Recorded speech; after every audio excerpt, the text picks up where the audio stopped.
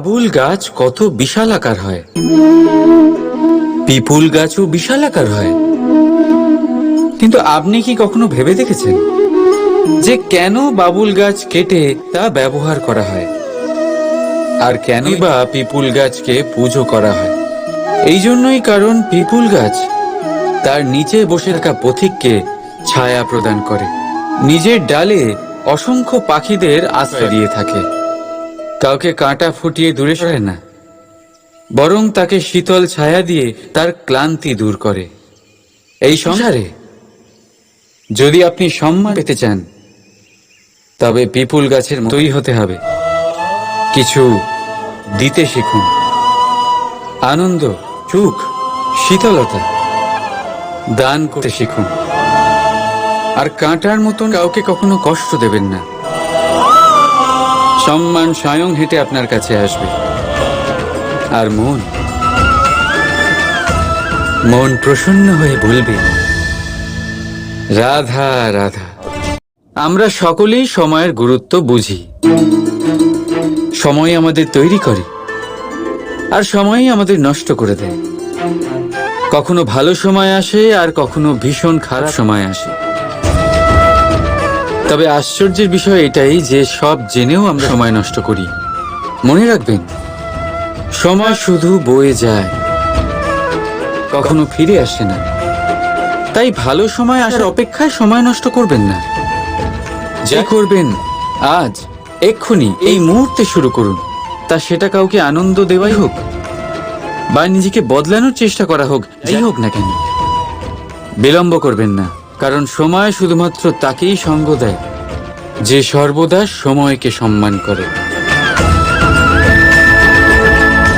রাধা রাধা। প্রবাহিত নদী কত সুন্দর হয়, বলিষ্ঠ হয়। যেদিক দিয়ে বোঝায় সেখানে এক নতুন জীবন প্রদান করে, ধরণীকে উর্বর করে, আকাল দূরে রাখে। আর হয়তো এই জন্যই নদীকে মায়ের মতো পুজো করা হয়। কিন্তু আপনি কি কখনো ভেবে দেখেছেন যে নদীর জন্ম কি করে হয়? এ কি শুরু থেকেই এমন বিশাল আর খরস্রোতা হয়? না, বৃষ্টির ছোট ছোট ফোঁটা একসাথে সম্মিলিত হয়ে এক সূক্ষ্ম ধারা তৈরি করে। আর সেই ধারাগুলি পর্বতের বরফ কেটে তাদেরকে গলিয়ে জলপ্রপাত হয়ে ঝরে পড়ে পাথরের সাথে ধাক্কা খেয়ে তারপরেই সে নদী হয়ে ওঠে।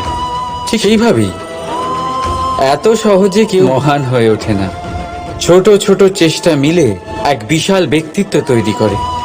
তাই জীবনে সর্বদাই চেষ্টা করতে থাকুন। অস্তিত্ব নিজে থেকেই প্রকাশ পাবে। রাধা রাধা। বসন্ত ঋতু এলে একটি মিষ্টি কুহুধ্বনি শোনা যায়, যা মনে বসে যায়। কোকিলের কুহুগান বড়ই মিষ্টি, বড়ই সুন্দর।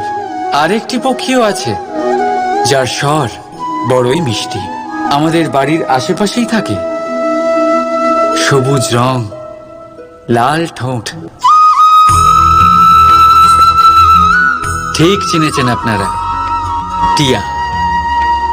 এই দুই পক্ষী আমাদের ভীষণ ভালো লাগে, মনকে শান্তি দেয়। কিন্তু এই দুজনের মধ্যে অনেক পার্থক্য। কোকিল বনে জঙ্গলে স্বাধীনভাবে ঘোরে, কিন্তু টিয়া অনেক সময় আমাদের বাড়ির খাঁচায় বন্দি পাওয়া যায়। কেন হয় এরকম? কখনো ভেবেছেন? কারণ কোকিল নিজের ভাষা বলে, আর টিয়া বলে অন্যের শেখানো বুলি। যারা নিজের ভাবনায় দৃঢ় থাকেন, নিজের আত্মার কথা শোনেন, সেটাই করেন আর সেটাই বলেন, তারা এই সংসারে স্বাধীন থাকেন। আর যারা অন্যের বুলি বলেন, আত্মমন্থন না করে, তারা বন্দী হয়ে থাকে, কখনো খাঁচায় আর কখনো ধারণায়। তাহলে কি হতে চান আপনি? কোকিল নাকি টিয়া? নির্ণয় আপনার। রাধা রাধা।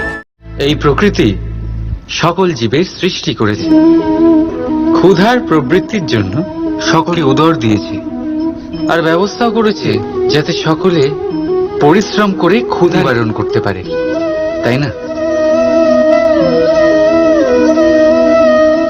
আর সংসারের সকল জীবের মধ্যে মানুষই সেই প্রাণী যারা ধন ও মুদ্রার আবিষ্কার করেছে, ধন অর্জন করতে শিখেছে। তবে আশ্চর্যের বিষয় হলো এই যে সেই মানুষই কখনো নিজের পেট ভরাতে পারে না। কেন? এর কারণ হলো লোভ। এই সংসারে যে কোনো প্রাণী, তা সে শাকাহারী হোক বা মাংসাশী, সেইটুকুই স্বীকার করে যাতে সে বাঁচতে পারে, কিছু জমিয়ে রাখে না। কিন্তু মানুষ সারা জীবন শুধু জমাতেই থাকে, কিন্তু তাও না নিজের মনের খিদে মেটাতে পারে আর না শরীরে। তাই যদি কিছু জমাতেই হয়, জমান সৎকর্ম আর না, নয়তো এই সংসার থেকে খিদে নিয়েই ফিরে যেতে হবে। তাই ভালোবেসে বলুন, রাধা রাধা। আমাদের সবার কখনো না কখনো তো ক্রোধের উদ্রেক হয়, আর তা তো হবেই। আমরা মানুষ, এই ভাবের সাথে আমরা জড়িত। কিন্তু ক্রোধ কেন হয় ভেবেছেন কখনো আপনারা? এই ক্রোধ তখনই হয় যখন কোনো কিছু আমাদের মুখপুত হয় না। যেমন কেউ আমাদের কথা না শুনলে, বা যদি আমাদের পরাজিত হতে হয়।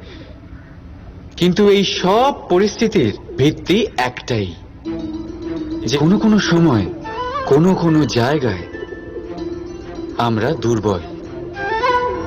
ক্রোধ জন্ম নেয় আমাদের দুর্বলতা থেকে, আর তারপর সেটা আমাদের সব থেকে বড় দুর্বলতা হয়ে দাঁড়ায়। আর যদি ক্রোধকে বশ না করা যায়, তাহলে ভ্রম জন্ম নেয়। আর যদি ভ্রমকে বশে না আনা যায়, তাহলে বিবেক চঞ্চল হয়ে ওঠে। আর এই চাঞ্চল্যকে বশ না করতে পারলে ব্যক্তির তর্ক শক্তি নষ্ট হয়ে যায়, ভাবনা চিন্তা করার ক্ষমতা শূন্য হয়ে যায়, আর তখন সেই ব্যক্তির পতন ঘটে। এজন্য নিজের ক্রোধকে বশে রাখুন আর নিজের মনকে শান্ত হতে বলুন।